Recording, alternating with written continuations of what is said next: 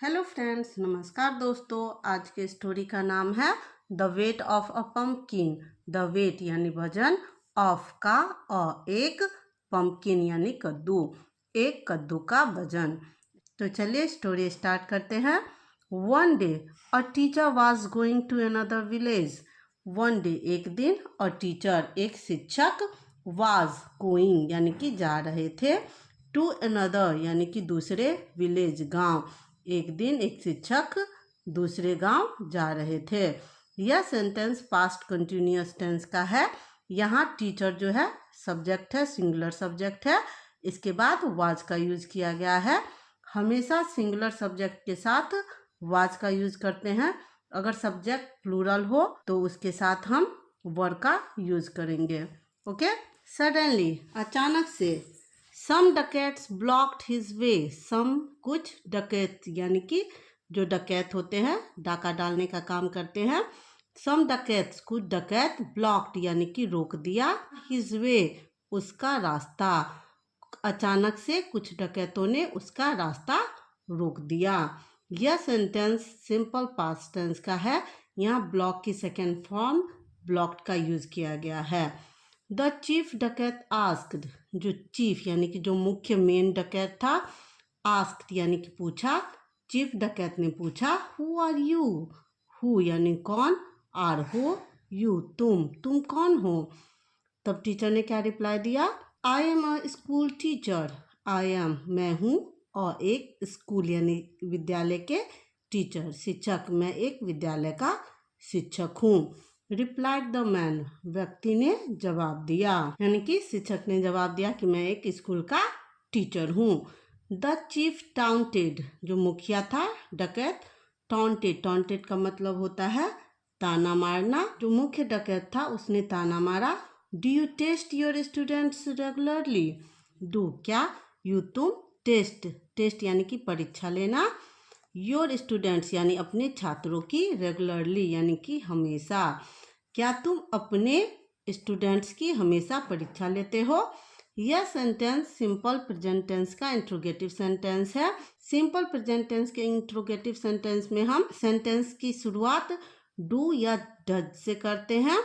यदि WH family word रहे तो WH फैमिली वर्ड के बाद हम डू या डज का यूज करते हैं। टॉन्ट मारा डकैत ने, क्या तुम हमेशा अपने छात्रों का परीक्षा लेते हो। I think it is time, I think मुझे लगता है, इट इज टाइम यह समय है।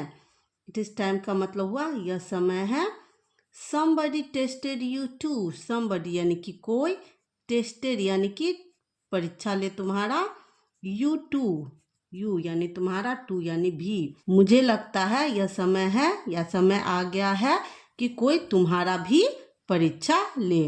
The others agreed, the others जो दूसरे डकैत थे, अग्रीड यानी कि सहमत हुए, दूसरे डकैत सहमत हुए। सो इसलिए, the chief picked up a large pumpkin, इसलिए जो चीफ था यानी कि मुखिया डकैत था, उसने क्या किया, पिक्ड अप यानी कि उठाया या लिया, अ लार्ज पम्पकिन एक बड़ा, पम्पकिन यानी कि कद्दू, उसने एक बड़ा पम्पकिन उठाया।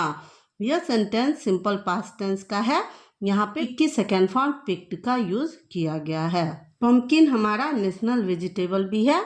आगे देखते हैं स्टोरी में क्या होता है।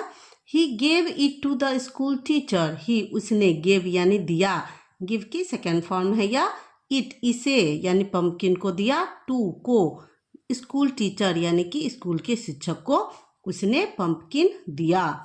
ही सेड उसने कहा, डकैत ने क्या कहा, guess the weight of this pumpkin, guess यानी कि अनुमान लगाना, द वेट, वेट यानी कि वजन, ऑफ दिस पम्पकिन इस कद्दू का, इस कद्दू के वजन का अनुमान लगाओ। We will weigh it afterward, we हम, विल वेट यानी कि वजन करेंगे, इट इसका, आफ्टरवर्ड यानी कि बाद में। यह सेंटेंस सिंपल फ्यूचर टेंस का है। Now days most of the subject के साथ हम विल का ही यूज करते हैं, सेल का यूज बहुत कम हो गया है। आगे देखते हैं क्या कहा डकैत ने, कि हम इसका वजन बाद में करेंगे। इफ यू आर राइट, यदि तुम, आर हो सही, यदि तुम सही हुए, I will let you go unharmed. I मैं विल लेट यू गो यानी तुम्हें जाने दूंगा। लेट यू गो यानी तुम्हें जाने दूंगा।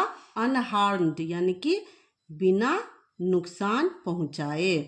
अगर तुम्हारा वजन का अनुमान सही हुआ तो मैं तुम्हें बिना नुकसान पहुंचाए जाने दूंगा।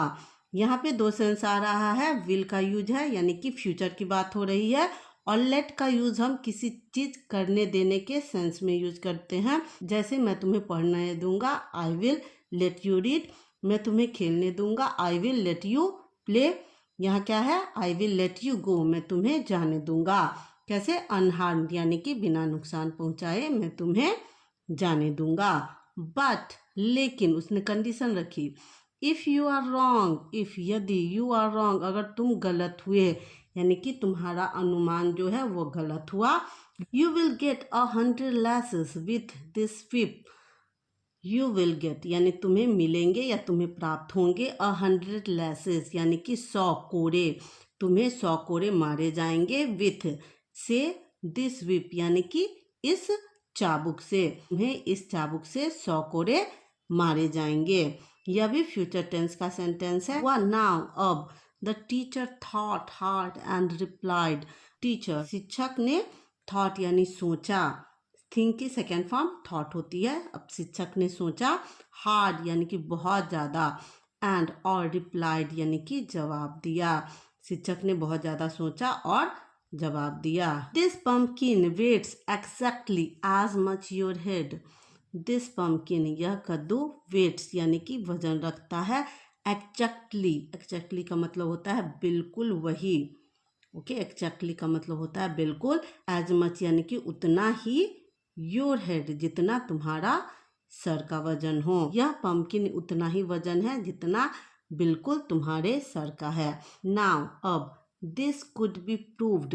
दिस यानी यह, कुड बी प्रूव्ड यानी कि साबित किया जा सकता है, ओनली केवल, इफ यदि, द डकैट्स हेड यानी कि डकैत का सिर, वाज रिमूव्ड यानी कि हटाया जाए, काट दिया जाए, फ्रॉम हिज बॉडी उसके शरीर से। क्योंकि हेड को पम्पकिन से कंपेयर कर दिया टीचर ने, तो अब क्या है कि हेड को एग्जैक्टली मापना पड़ेगा और उसके लिए क्या करना पड़ेगा, कट करना पड़ेगा। टीचर ने बहुत दिमाग लगा के आंसर किया। यह सेंटेंस पैसिव वॉइस का है। कुड बी प्रूव्ड यानी कि साबित किया जा सकता है, यानी कुछ किया जा सकता है। जाने के सेंस में जब आते हैं तो वह एक्टिव से पैसिव हो जाता है। Okay, if dacoit's head was removed, यहाँ भी देखिए वॉज रिमूव्ड यानी वाज के बाद वर्ब की थर्ड फॉर्म का यूज किया गया है, यानी कि सेंटेंस का यह पार्ट भी क्या है, पैसिव वॉइस में है। इट मीन्स सेंटेंस का यह पार्ट भी पैसिव वॉइस में है। फ्रॉम हिज बॉडी उसके बॉडी से। अभी क्या करना पड़ेगा, डकैत के सर को उसके बॉडी से अलग करना होगा, तभी वेट कर पाना पम्पकिन के साथ पॉसिबल है। अभी क्या होता है देखते हैं आगे।